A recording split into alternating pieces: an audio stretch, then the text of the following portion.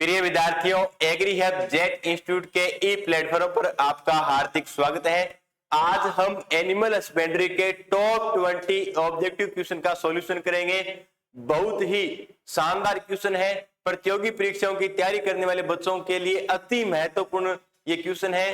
तो सभी क्वेश्चन हम बहुत ही अच्छे तरीके से हल करेंगे। तो अभी हम स्टार्ट करते हैं। पहला क्वेश्चन बकरी का वैज्ञानिक नाम बताइए कि बकरी का वैज्ञानिक नाम क्या होता है। ए ऑप्शन है कैप्रा हिरकस, बी ऑप्शन है ओविसेरिस, सी ऑप्शन है बोस टार्सस, डी ऑप्शन है बुबेलिस बुबेलिस। तो बच्चों देखने में ऐसा लगता है कि आसान क्वेश्चन है, लेकिन कई बार आसान क्वेश्चन ही क्या हो जाता है, हमें मात दे देता है। क्योंकि जब भी हम एग्जाम में बैठते हैं तो वहां पर इतना प्रेशर होता है कि हम क्वेश्चन को अच्छी तरीके से नहीं पढ़ पाते हैं। इसके कारण सरल क्वेश्चन को भी हम क्या कर देते हैं बच्चों, गलत कर देते हैं। तो इस क्वेश्चन को सरल नहीं मानना है, बहुत ही अच्छे तरीके से देखना है। क्वेश्चन क्या है, बकरी का वैज्ञानिक नाम बताइए कि बकरी का जूलॉजिकल नेम क्या होता है। क्या कैप्रा हिरकस, ओविसेरिस, बोस टार्सस या बुबेलिस बुबेलिस। तो क्या होता है कैप्रा हिरकस। क्या होता है बच्चों, कैप्रा हिरकस होता है। इसी प्रकार ओविसेरिस, ओविसेरिस किसका होता है बच्चों, भेड़ का वैज्ञानिक नाम क्या होता है, ओविसेरिस। उसी प्रकार बोस टार्सस क्या है भाई, बोस टार्सस किसका है भाई, विदेशी गाय का। किसका होता है बच्चों, विदेशी गाय का। वही आपको पूछ ले कि इंडियन काऊ का नाम क्या होता है, इंडियन काऊ का, इंडियन गाय का नाम क्या होता है बच्चों। तो इंडियन काऊ का नाम होता है बोस इंडिकस। क्या होता है बच्चों, बोस इंडिकस। उसी प्रकार हम देखें कि बुबेलिस किसका नाम होता है, भैंस का। किसका नाम होता है बच्चों, भैंस का। बफेलो से भैंस। तो इसका राइट आंसर क्या हो जाएगा, कैप्रा हिरकस। यह क्वेश्चन एग्रीकल्चर सुपरवाइजर की भर्ती में पूछा जा चुका है कि बकरी का वैज्ञानिक नाम क्या होता है।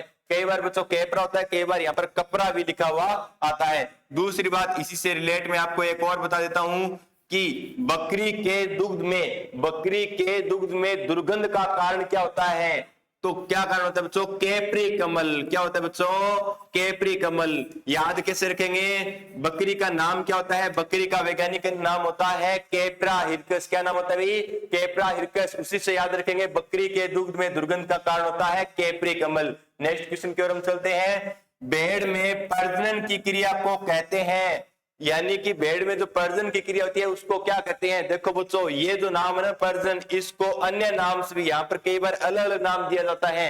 यह क्वेश्चन भी एग्रीकल्चर सुपरवाइजर में पूछा गया था, काफी बार ये रिपीट क्वेश्चन होता है। प्रजनन की जगह कई बार क्या देता है बच्चों, समागम। क्या लिखा जाता है, समागम की क्रिया। या एक नाम होता है निषेचन की क्रिया। क्या होता है बच्चों, निषेचन की क्रिया। लेकिन हमें इंग्लिश में याद रखना है, इंग्लिश में इसको एक ही कहते हैं। क्या कहते हैं बच्चों, सेक्सुअल कॉन्टेक्ट। क्या कहते हैं, सेक्सुअल कॉन्टेक्ट। तो भेड़ में जो सेक्सुअल कॉन्टेक्ट है या समागम की क्रिया उसको क्या कहते हैं भी। ए ऑप्शन है लैम्बिंग, बी ऑप्शन है टूपिंग, सर्विंग या कपलिंग। तो इसमें क्या कहते हैं बच्चों, भेड़ में समागम की क्रिया को क्या कहते हैं भी, टूपिंग कहा जाता है। क्या कहते हैं बच्चों, टूपिंग कहते हैं। वहीं सर लैम्बिंग क्या है, लैम्बिंग के बारे में बताइए। भेड़ का जो क्या होता है बच्चों, भेड़ का जो बच्चा होता है उसे क्या कहते हैं, लैम्ब। क्या कहते हैं बच्चों, भेड़ के बच्चे को कहते हैं लैम्ब। और लैम्ब से याद रखना है, भेड़ के बच्चे देने की क्रिया को क्या कहते हैं, लैम्बिंग। भेड़ का बच्चे देने की क्रिया को क्या कहते हैं बच्चों, लैम्बिंग कहते हैं। क्या कहते हैं, लैम्बिंग। उसी प्रकार है सर्विंग। सर्विंग क्या है, गाय भैंस और बकरी में, गाय भैंस बकरी में जो सेक्सुअल कॉन्टेक्ट होता है, जो प्रजनन की क्रिया होती है उसको क्या कहते हैं बच्चों, सर्विंग कहते हैं। और कपलिंग किस में होता है बच्चों, कपलिंग होता है सुअर में। किस में होता है, सुअर में। नेक्स्ट क्वेश्चन की ओर हम चलते हैं। गाय के मांस को क्या कहते हैं, कि गाय का जो मांस होता है उसे क्या कहते हैं। सभी पशुओं का जो मांस होता है उसको अलग अलग नाम से जाना जाता है। इसमें से भी क्वेश्चन एग्रीकल्चर सुपरवाइजर में पुटअप हो चुका है, जेट में भी इसमें से क्वेश्चन आ चुका है। तो बहुत ही शानदार क्वेश्चन है, इसको याद रखना है कि गाय के मांस को क्या कहते हैं, क्या पोरक कहते हैं, क्या चेवन कहते हैं, या बीफ कहते हैं, या मटन कहते हैं। तो क्या कहते हैं बच्चों, गाय के मांस को बीफ कहते हैं। क्या कहते हैं भी, बीफ कहते हैं। सर पोरक किसके मांस को कहते हैं, सुअर के मांस को। किसके मांस को बच्चों, सुअर के मांस को पोरक कहा जाता है। चेवन किसके मांस को कहते हैं? बकरी के मांस को। बहुत ही इंपॉर्टेंट क्वेश्चन है, बकरी के मांस को क्या कहते हैं भी? चेवन कहा जाता है। वही बच्चों एक बार क्या पूछा गया था कि जो बकरा का मांस होता है उससे क्या कहते हैं? चाहे बकरा हो चाहे बकरी हो, दोनों के मांस को क्या कहते हैं बच्चों? चेवन कहा जाता है। बीफ गाय के मांस को, मटन भेड़ के मांस को, किसके मांस को? भेड़ के मांस को मटन कहते हैं। वही याद करें मुर्गी का मांस, सर मुर्गी के मांस को क्या कहते हैं? मुर्गी के मांस को सर चिकन कहते हैं, ये हमें पता है। उसके बाद क्या आता है बच्चों? बछड़े का मांस, बछड़े के मांस को क्या कहते हैं बच्चों? व्हील कहते हैं। क्या कहते हैं? व्हील कहते हैं। सर इसके बाद एक और है, क्या कौन सा बच्चों? भैंस, भैंस के मांस को क्या कहते हैं भी? भैंस के मांस को बफन कहते हैं। क्या कहते हैं? बफन कहते हैं। बहुत ही इंपॉर्टेंट क्वेश्चन है। गाय के मांस को बीफ कहते हैं, भैंस के मांस को बफन कहते हैं, भेड़ के मांस को मटन कहते हैं, बकरी के मांस को चेवन कहते हैं, मुर्गी के मांस को चिकन कहते हैं, जो सुअर होता है उसके मांस को पोरक कहते हैं, इसके अलावा जो मुर्गी का मांस होता है उसे चिकन कहते हैं। ये बहुत ही इंपॉर्टेंट क्वेश्चन है। नेक्स्ट क्वेश्चन की ओर हम चलते हैं। गाय का कुल कौन सा होता है? गाय का कुल कौन सा होता है? ए ऑप्शन है कैमेलिडी, बी ऑप्शन है बोविडी, सी ऑप्शन है सुइडी, डी ऑप्शन है फेसिनिडी। गाय का जो कुल होता है उसे क्या कहते हैं बच्चों? गाय के कुल को सर बोविडी कहते हैं। क्या कहते हैं? बोविडी। सर हमें याद आ रहा है बोविडी कुल में और भी पशु आते हैं। कौन से आते हैं? बोविडी कुल में गाय आती है, और क्या आते हैं? एक साथ ही पढ़ते हैं सर, गाय भी पढ़ते हैं, भैंस भी पढ़ते हैं सर, दो पढ़ते हैं, इसके साथ और भी पढ़ते हैं। क्या बच्चों? भेड़ भी पढ़ते हैं सर। हम जब भेड़ पढ़ते हैं तो भेड़ के साथ बकरी भी पढ़ते हैं। तो गाय भैंस भेड़ बकरी चारों का कुल कौन सा बच्चों? बोविडी। दूसरा याद रखना, बोविडी कुल के पशु कौन से होते हैं? रोमांथी पशु होते हैं। कौन से? रोमांथी पशु। सर रोमांथी पशु क्या होता है बच्चों? अमाशय के आधार पर पशुओं को 3 भागों में बांटा गया है, रोमांथी, अरोमांथी, आभासी रोमांथी।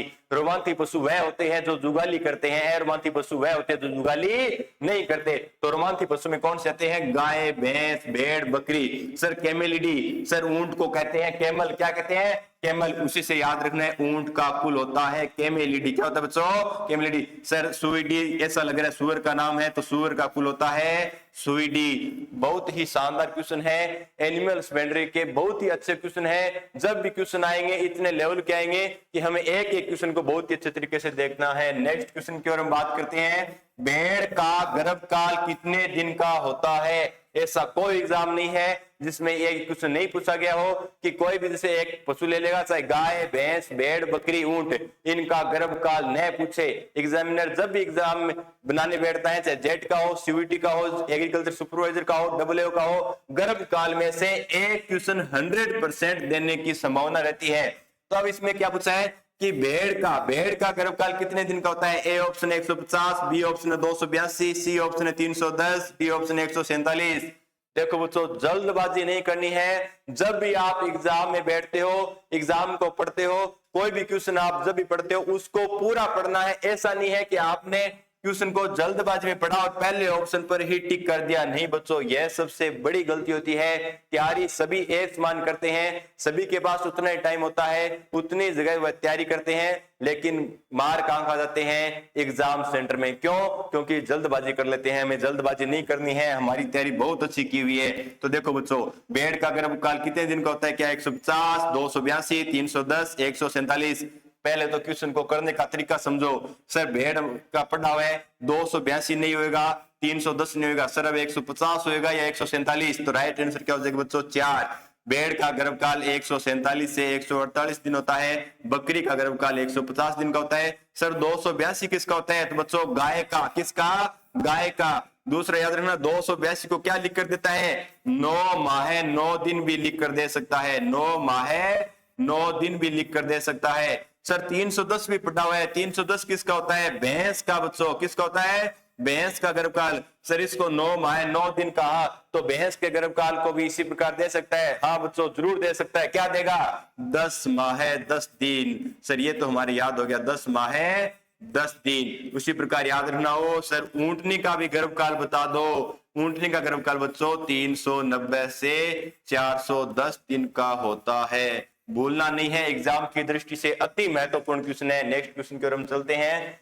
भैंस की आवाज कहलाती है, यानी कि जो भैंस की आवाज होती है उसको क्या कहते हैं? गाय की अलग होती है, भैंस की अलग होती है, भेड़ की अलग होती है, बकरी की अलग अलग आवाज होती है। तो इनको क्या कहते हैं? देखो बच्चों, भैंस की आवाज को क्या कहते हैं? क्या ब्लीटिंग कहते हैं, क्या बेलोइंग कहते हैं, क्या कलकिंग कहते हैं, या रंभाना कहते हैं? भैंस की आवाज को बेलोइंग कहते हैं। भैंस से बोलना, भैंस से भैंस, भैंस से बेलोइंग। और बेलोइंग को हिंदी में क्या कहते हैं बच्चों? रंभाना कहते हैं। क्या कहते हैं? रंभाना कहते हैं। क्या कहते हैं बच्चों? रंभाना कहते हैं। भैंस की आवाज को बेलोइंग कहते हैं और बेलोइंग को ही हिंदी में रंभाना कहते हैं। सर ब्लीटिंग किसकी होती है? ब्लीटिंग बच्चों भेड़ व बकरी की आवाज, भेड़ व बकरी की आवाज को क्या कहते हैं बच्चों? ब्लीटिंग कहते हैं। सर आपने बताया बेलोइंग तो इंग्लिश में कहते हैं, हिंदी में इसको रंभाना कहते हैं। ब्लीटिंग इंग्लिश में, इसको हिंदी में क्या कहते हैं? मिमियाना। क्या कहते हैं बच्चों? मिमियाना कहते हैं। नेक्स्ट क्वेश्चन की ओर चलते हैं। पशु की आयु ज्ञात करने की सर्वोत्तम विधि है।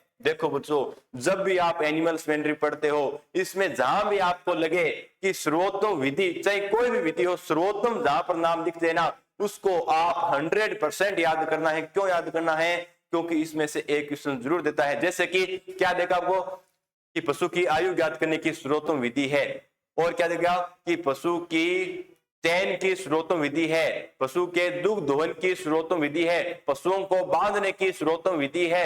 ये विधियां बहुत ही इंपॉर्टेंट है, तो हमें इनको याद करनी है। जहां से क्वेश्चन आने की संभावना उसको तो हमें 100% याद करना है। तो क्वेश्चन क्या है कि पशु की आयु ज्ञात, यानी कि पशु की एनिमल की एज कैलकुलेशन करने का जो मेथड है सबसे इंपॉर्टेंट वह कौन सा है? तो कौन सा बच्चों? क्या गुणांकन तालिका विधि है, क्या सींगों पर छल्लों की संख्या, क्या दांतों से, या खुर से? गुणांकन तालिका विधि में क्या होता है बच्चों? पशु चयन की सर्वोत्तम विधि है। ये क्या है? पशुओं के चयन की, यानी कि पशुओं के सिलेक्शन की सर्वोत्तम विधि कौन सी है? गुणांकन तालिका विधि, जिसको इंग्लिश में बोलते हैं स्कोर कार्ड मेथड। इंग्लिश में क्या बोलते हैं बच्चों? Score card method.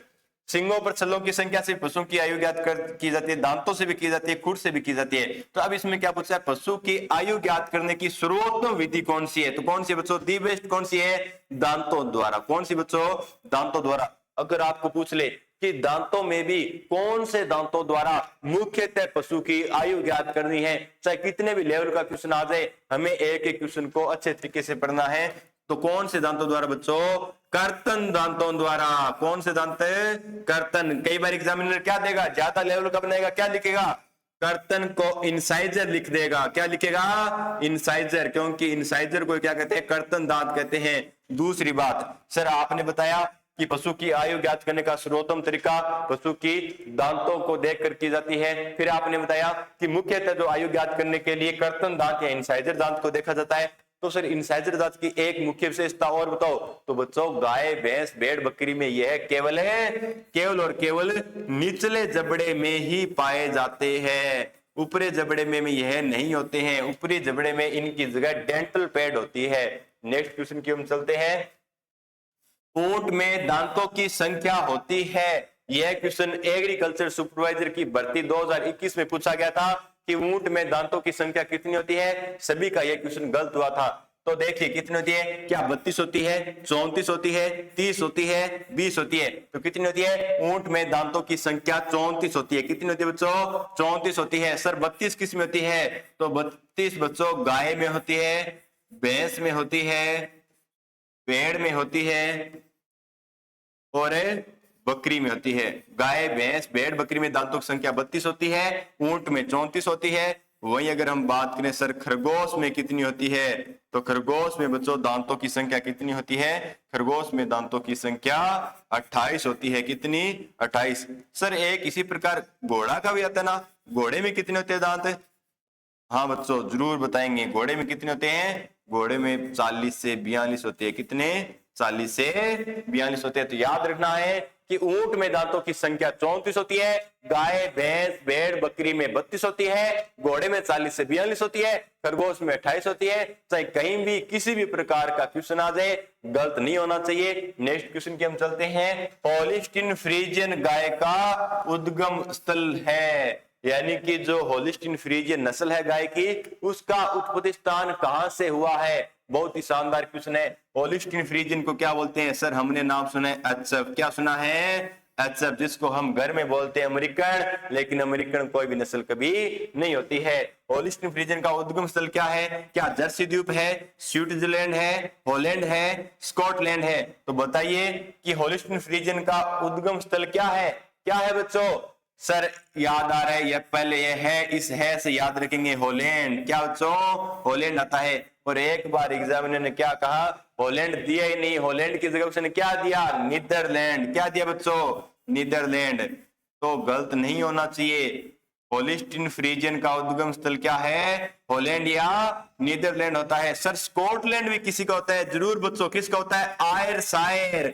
गाय की नस्ल कौन सी है? आयर और सायर।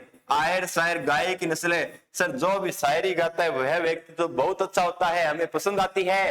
तो गाय की सबसे सुंदर नस्ल कौन सी है बच्चों? आयर सायर, जिसका उद्गम स्थल क्या है? स्कॉटलैंड। सर जर्सी द्वीप किसका है? जर्सी गाय की विदेशी नस्ल होती है जर्सी, उसका उद्गम स्थल क्या है? इंग्लिश चैनल का जर्सी द्वीप में। कौन सा?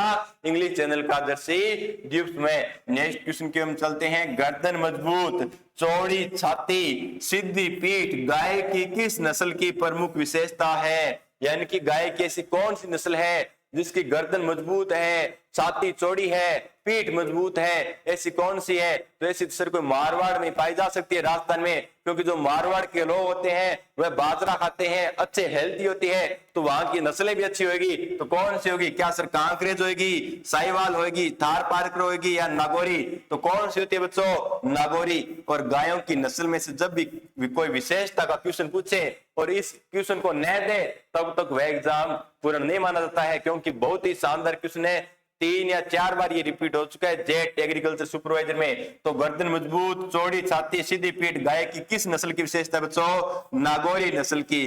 किसकी? नागौरी नस्ल की विशेषता है। नेक्स्ट क्वेश्चन की हम चलते हैं। निम्न में से कौन सी गाय राज्य में रैंडी, मध्यान्ह, देसान के नाम से जानी जाती है? तो ऐसी कौन सी नस्ल है? तो कौन सी नस्ल है बच्चों बताइए? इसका एक नाम और भी आता है। कौन सा आता है बच्चों? रैंडी, मध्यान्ह, देसान, अजमेरी। क्या नाम आता है? अजमेरी भी इसको बोलते हैं। ऐसी कौन सी नस्ल है अभी बताइए? पहला ऑप्शन है, क्या साहिवाल को कहते हैं, क्या मालवी को कहते हैं, क्या कांकरेज को कहते हैं, क्या गिर को कहते हैं? तो बताइए बच्चों कौन सी नस्ल है ऐसी? तो सर वह तो गाय की देसी नस्ल, और देसी नस्ल कौन सी? गिर। कौन सी बच्चों? गिर। अब मैं आपको गिर बताऊंगा किस प्रकार से। ये है राजस्थान का मैप। पतंगा का राजस्थान क्या करती है? राजस्थान के साथ 5 राज्यों की सीमा लगती है, जिसमें एक राज्य आता है यहाँ पर गुजरात। कौन सा? सर गै से गुजरात, गै से गिर। तो ये तो पता है कि गिर नस्ल है गाय की, उसका उत्पत्ति स्थान सर कहीं ना कहीं गुजरात से ही है। अच्छी बात है बच्चों, गुजरात के साथ ही है। और गुजरात में भी कहां से है? काठियावाड़ के गिरवन। काठियावाड़ के गिरवन से इसकी उत्पत्ति है। काठियावाड़ के गिरवन से। बात क्या बतानी है? राजस्थान में देखो, राजस्थान में इस प्रकार से क्या है बच्चों? अरावली पर्वतमाला है। क्या है सर? अरावली पर्वतमाला है। और अरावली पर्वतमाला के ठीक बीच में राजस्थान का हृदय जिसे कहा जाता है वह जिला है। कौन सा बच्चों? अजमेर। कौन सा है सर? वह तो राजस्थान का हृदय तो सर अजमेर ही है। कौन सा बच्चों?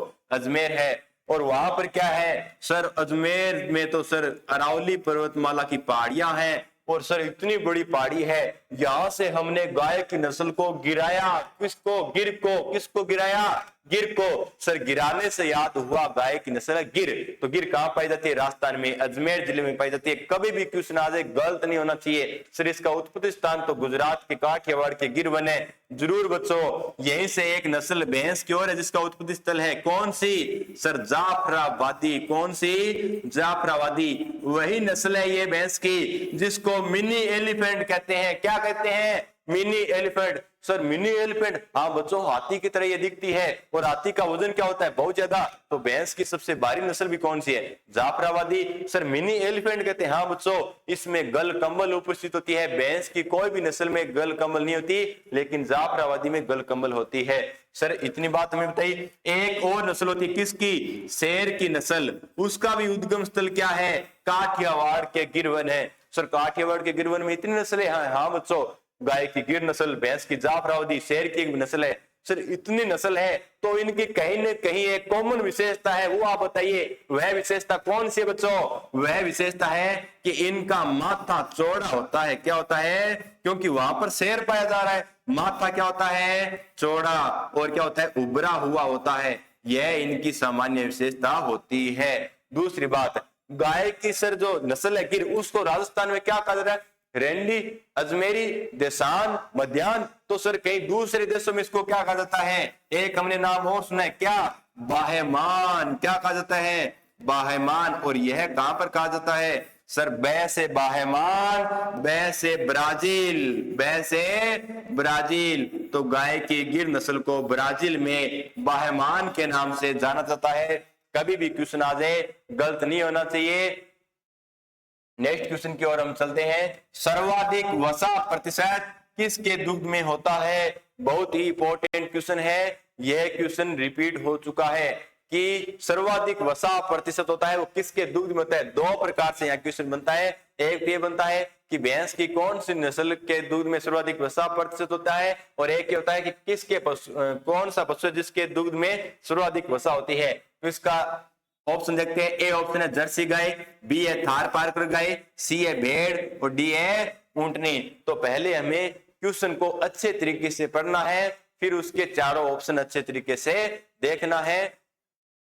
जर्सी गाय, थार पारकर गाय, भेड़ या ऊंटनी। तो सर्वाधिक वसा प्रतिशत किसके दूध में होता है? तो सबसे ज्यादा जो वसा प्रतिशत होता है वह बच्चों भेड़ के दूध में होता है। किसके दूध में? भेड़ के दूध में। अब देखो बच्चों, यहां पर हमें क्या लगता है कि भैंस की एक नस्ल होती है, कौन सी? बदावरी। उसके दूध में वसा होती है 13%। कितनी होती है? 13%। तो लगता है कि भैंस में के दूध में सर्वाधिक वसा होती है। लेकिन बच्चों सर्वाधिक जो वसा होती है वो किसके दूध में होती है? भेड़ के दूध में होती है। कितनी होती है? अब देखो, भेड़ के दूध में कितनी होती है, भैंस के दूध में कितनी होती है, और उसके बाद ऊंटने के दूध में कितनी होती है। तो ये तीनों ही हमें याद रखना है। यहां से क्वेश्चन जरूर पूछा जाता है। भेड़ के दूध में वसा होती है 7.9%, भैंस के दूध में वसा होती है 7.3%, और ऊंटनी के दूध में होती है 5.3%। अगर आपको भेड़ ऑप्शन में नहीं मिले तो हमें भैंस करना है, और अगर दोनों ऑप्शन में हो तो क्या करना है बच्चों?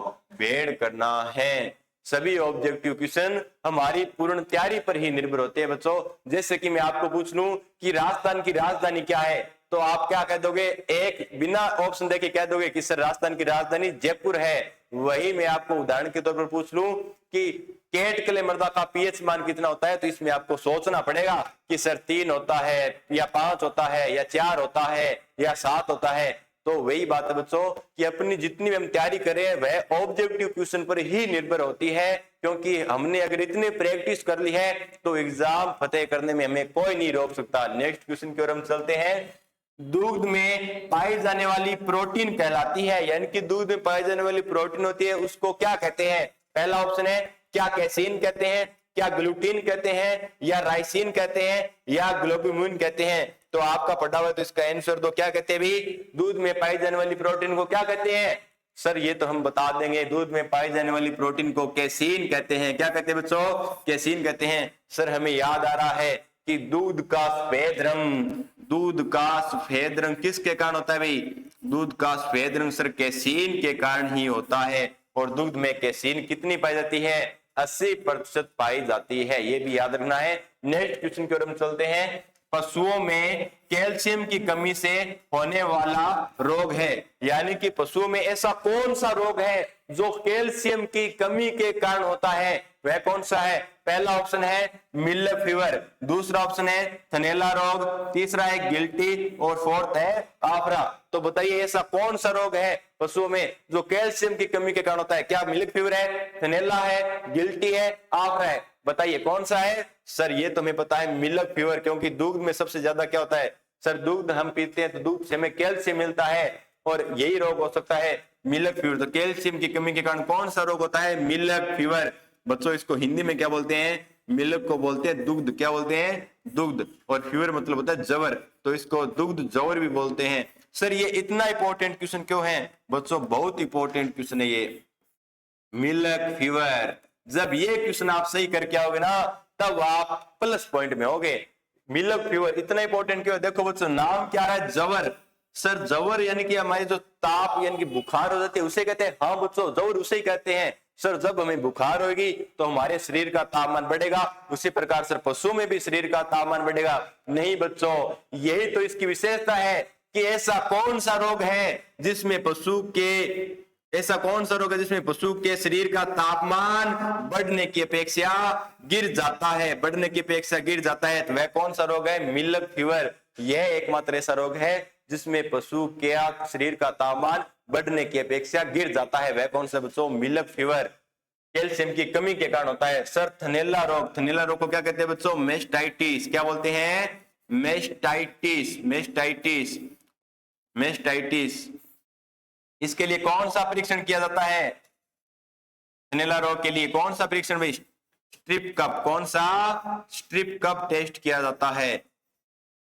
अंगूठा विधि से दूध का दोहन करने से जो थन होते हैं पशुओं के, उसमें क्या हो जाती है बच्चों? गांठें पड़ जाती है, और गांठों में से क्या आने लगती है? रस्सी आने लग जाती है, जिसके कारण यह रोग ज्यादा होता है। विदेशी गायों में यह रोग जो सर्वाधिक होता है। नेक्स्ट क्वेश्चन की हम चलते हैं।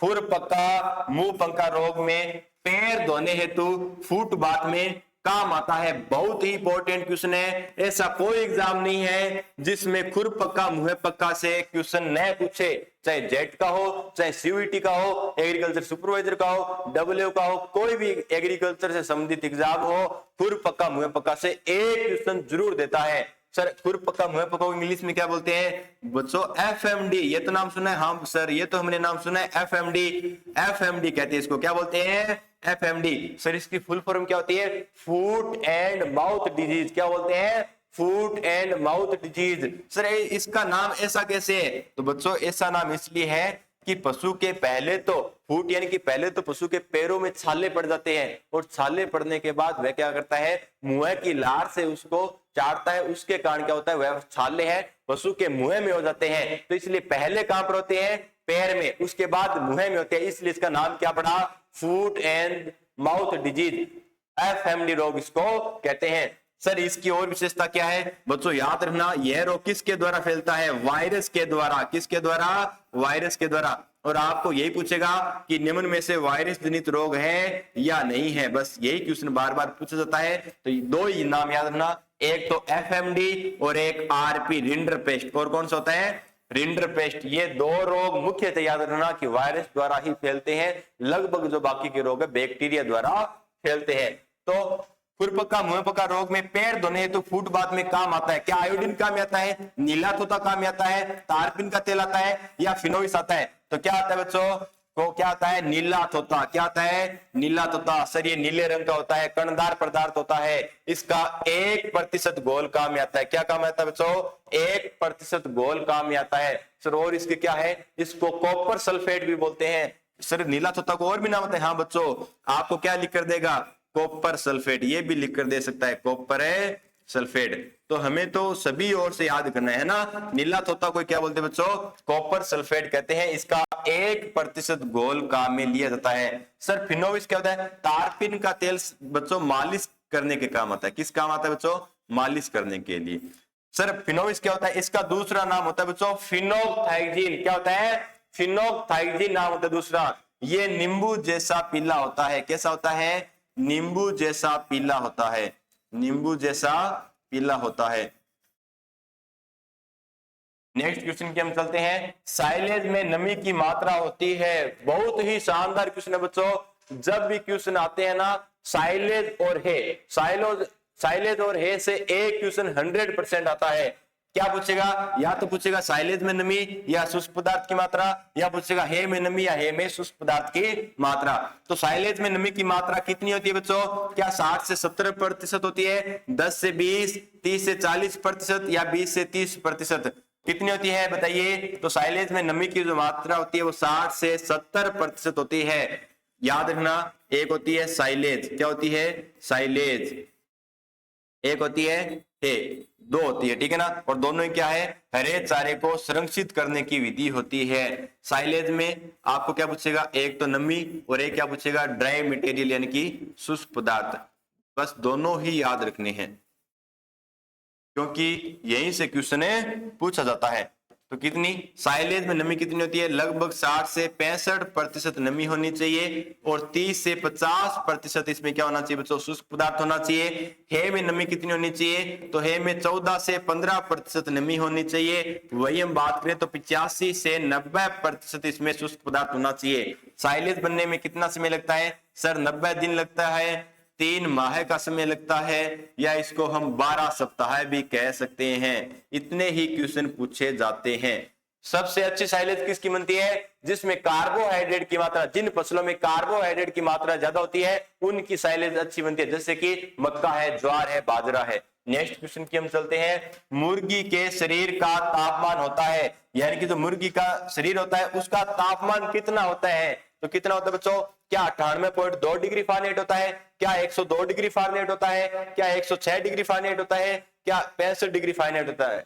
देखो बच्चों, जब भी आप क्वेश्चन को पढ़ो ध्यान पूर्वक पढ़ना है। आगे की इकाई किसमें है, ये किसमें बच्चों, फ़ारेनहाइट में। किसमें है, फ़ारेनहाइट में। तो मुर्गी के शरीर का तापमान होता है, कितना होता है, 106 डिग्री फ़ारेनहाइट। कितना होता है, 106 डिग्री फ़ारेनहाइट। कई बार इसको 107 भी देता है। 106 डिग्री फ़ारेनहाइट सर सेल्सियस में कितना होगा, 41.1 डिग्री सेल्सियस। क्या हो जाएगा, 41.1 डिग्री सेल्सियस। देखने में मुर्गी सबसे छोटी लगती है, जितनी छोटी होती है उतनी खोटी होती है, क्योंकि इसका जितनी छोटी है इसके शरीर का तापमान ज्यादा है। वहीं अगर हम देखें ऊंट, ऊंट देखने में बड़ा लगता है लेकिन शरीर का तापमान सबसे कम होता है। सर कितना होता है, 99.5 डिग्री फ़ारेनहाइट। सेल्सियस में बात करें तो 37.1 डिग्री सेल्सियस। नेक्स्ट क्वेश्चन की हम बात करते हैं। दूध निकालने की स्रोतों विधि कौन सी है। बहुत ही शानदार क्वेश्चन है कि दूध दोहन की स्रोतों विधि कौन सी है।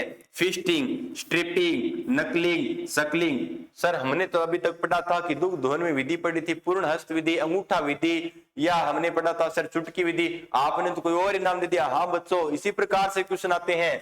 इसने क्या लिखा है यहाँ पर, देखो फिस्टिंग। क्या है फिस्टिंग, इसी को बोलते हैं फुल हैंड मेथड। इंग्लिश में क्या बोलते हैं, फुल हैंड मेथड।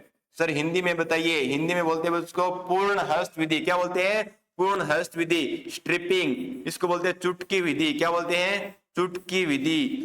कौन सी विधि, दूध दोहन की चुटकी विधि। सर नकलिंग, अंगूठा विधि। कौन सी, अंगूठा विधि। कौन सी विधि भाई, दूध दोहन के अंगूठा विधि। सर आपने नीचे लिखा सकलिंग। सकलिंग क्या होता है, माँ के साथ बच्चे को पालने की विधि। माँ के साथ रखकर बच्चे को पालने की विधि कौन सी होती है, सकलिंग। सर अगर माँ के साथ बच्चे को न रखे तो वह होती है बच्चों विनिंग। कौन सी होती है, विनिंग। सर इसको याद किससे रखे, दूध निकालने की स्रोतों विधि सबको पता है कौन सी होती है, पूर्ण हस्त विधि। कौन सी होती है, पूर्ण हस्त विधि। सर पूर्ण को फुल कहते हैं। क्या बोलते हैं, फुल। तो याद रखना है फै से फिस्टिंग। क्या याद रखना है, फै से फिस्टिंग। सर चुटकी, चुटकी। टै से स्ट्रिपिंग, स्ट्रिपिंग। सर अंगूठे में हमारे नाखून होता है, नकलिंग। नाखून, नै से नाखून, किस में होता है, नाखून है, अंगूठे में होता है। इसी प्रकार हमें याद रखना है। नेक्स्ट क्वेश्चन की हम चलते हैं। बकरी की विदेशी नस्ल है, यानी कि हमें 4 ऑप्शन दिए गए हैं, इनमें से बताइए कि बकरी की विदेशी नस्ल कौन सी है। पहला ऑप्शन है मेरिनो। कौन सी, मेरिनो। दूसरा है टोगन वर्ग, जमुनाप्री। 1 व 2 दोनों। तो बकरी की विदेशी नस्ल कौन सी बच्चों, क्या मेरिनो है, क्या टोगन वर्ग है, जमुनाप्री है, या 1 व 2 दोनों है। तो बकरी की विदेशी नस्ल से टोगन वर्ग होती है। कौन सी होती है, टोगन वर्ग। बच्चों क्वेश्चन को आसान नहीं लेना है, क्वेश्चन को ध्यान पूर्वक पढ़ना है। आप पे देखोगे विदेशी नस्ल और आप मेरिनो कर दो, नहीं। मेरिनो किसकी होती है, भेड़ की विदेशी नस्ल है। सर ये तो हमें पता है, भेड़ की विदेशी नस्ल मेरिनो होती है। इसका उत्पत्ति स्थान बताइए सर। उत्पत्ति स्थान बच्चों इसका होता है स्पेन। क्या होता है, स्पेन। सर इसी प्रकार हमने पढ़ा है कि राजस्थान की मेरिनो, राजस्थान की मेरिनो, राजस्थान की मेरिनो किसे कहते हैं। ये भी क्वेश्चन पूछा जा चुका है कि राजस्थान की मेरिनो किसे कहते हैं। बताइए भाई, राजस्थान की मेरिनो किसे कहते हैं। सर राजस्थान की मेरिनो चोखी लागे नहीं, जबकि चोखी, उसे कहते हैं चोकला। क्या कहते हैं, चोकला भेड़ या चोखला कहते हैं, ठीक है ना। चोकला भेड़ को क्या कहते हैं, राजस्थान की मेरिनो। सर चोकला लगती है कहां पर पाई जाती है, राजस्थान के शेखावाटी क्षेत्र में। कौन से क्षेत्र में, शेखावाटी क्षेत्र में। सर शेखावाटी क्षेत्र में कौन से जिले आते हैं, सीकर, झुंझुनू, चूरू जिले में ये पाई जाती है। सर मेरिनो इतनी अच्छी नस्ल है। हाँ बच्चों, लगभग संसार में जितनी भी ऊन प्राप्त होती है वो 80% ऊन या तो मेरिनो से या मेरिनो के संकर से विकसित की गई नस्लों से ही प्राप्त होती है। इसकी महीन ऊन होती है और मेरिनो की क्या विशेषता होती है, ये एक वर्ष में 9 से 12 किलो तक ऊन इसे प्राप्त कर सकते हैं। नेक्स्ट क्वेश्चन की हम चलते हैं। गाय में कृत्रिम योनि का तापक्रम रखा जाता है। बहुत ही शानदार क्वेश्चन है, टॉप 20 का लास्ट क्वेश्चन है। आप बताइए कौन सा क्वेश्चन है कि गाय की जो आर्टिफिशियल वेजाइना होती है यानी कि कृत्रिम योनि होती है उसका तापमान कितना होता है। सर आर्टिफिशियल वेजाइना क्या काम आती है बच्चों, सीमेन को स्टोर करने के लिए, वीर्य को एकत्रित करने के लिए किसका प्रयोग किया जाता है बच्चों, कृत्रिम योनि का। क्या 39 डिग्री सेल्सियस होता है, 41 डिग्री फारेनहाइट, 39 डिग्री फारेनहाइट या 41 डिग्री सेल्सियस। अभी बताया था आपको, जब भी क्वेश्चन पढ़ो उसकी इकाई ध्यान पूर्वक पढ़नी है, क्वेश्चन अच्छे तरीके से पढ़ना है। सभी तैयारी कर जाते हैं, उतना टाइम होता है, वही एग्जाम होता है, लेकिन मार कहां करते हैं, एग्जाम को अच्छे तरीके से नहीं पढ़ पाते हैं। तो गाय में जो कृत्रिम योनि होती है यानी कि आर्टिफिशियल वेजाइना होती है उसका तापमान कितना रखा जाता है, क्या 39 डिग्री सेल्सियस, क्या 41 डिग्री फारेनहाइट, 39 डिग्री फारेनहाइट या 41 डिग्री सेल्सियस। तो सर हमें पता है गाय में कृत्रिम योनि का तापमान 41 डिग्री सेल्सियस रखा जाता है। सर गाय और भैंस, गाय और भैंस, बात हम किसकी कर रहे हैं बच्चों, आर्टिफिशियल वेजाइना की। तो गाय की आर्टिफिशियल वेजाइना का तापमान 41 डिग्री सेल्सियस और भैंस की आर्टिफिशियल वेजाइना का तापमान 39 डिग्री सेंटीग्रेड रखा जाता है। तो यह थे हमारे आज के टॉप 20 एनिमल हस्बेंड्री के ऑब्जेक्टिव क्वेश्चन, जो प्रतियोगी परीक्षाओं के लिए बहुत ही अति महत्वपूर्ण क्वेश्चन है। तो उम्मीद करता हूं कि आपको सभी जो क्वेश्चन है अच्छे लगे हैं। थैंक यू दोस्तों।